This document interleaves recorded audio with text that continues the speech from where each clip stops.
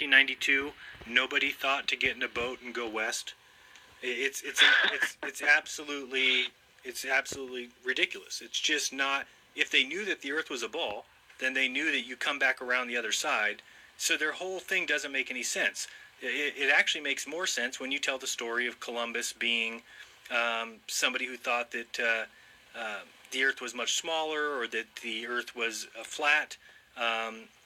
Whatever because they tell us, oh no, nobody thought that. Nobody thought the Earth was flat. Well, doesn't that make more sense as to a reason why nobody went researching, nobody went searching?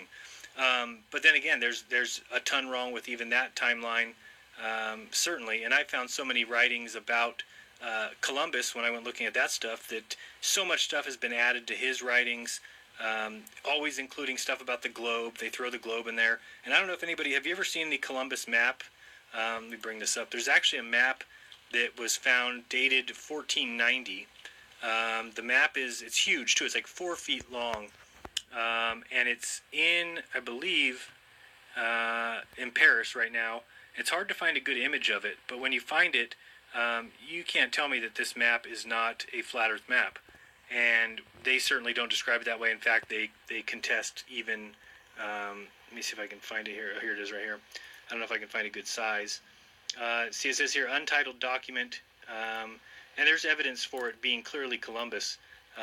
See, Professor Wallace argues that there are two primary issues to consider when discussing Columbus's conception of the world. First, one must look at Columbus's conception of the circumference of the globe, and this is the mess that we find, is that you see, this is all, to me, fabrication, based on what the story that they want to be told now, and they blame it on, who's the guy that they blame it on that wrote about Columbus? They say that the whole flat Earth myth was attributed to him. I can't think of his name right now.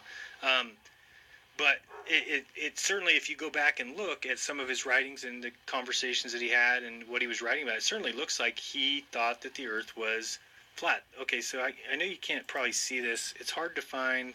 We're actually looking at an image here. I'm going to see if we can find a bigger size. It's hard to find a good size image of this map. And the reason why is clear. Oh, here's one. I lied. There's one from 1999, 12. Yeah, so this right here is a flat Earth map. And this is all the planets and the suns going around him. And this is, you can kind of see, this is Africa, and Europe up here, Spain. So this is supposedly his map from 1490, and it's huge. It's a beautiful map. It's here you can see right here. But if you start reading into it, and again, this is going to say the above map is a Columbus map drawn up by Bartholomew and Christopher Columbus in 1490 at his Lisbon workshop. Here's another map by Toscanini, drawn around 1474 AD.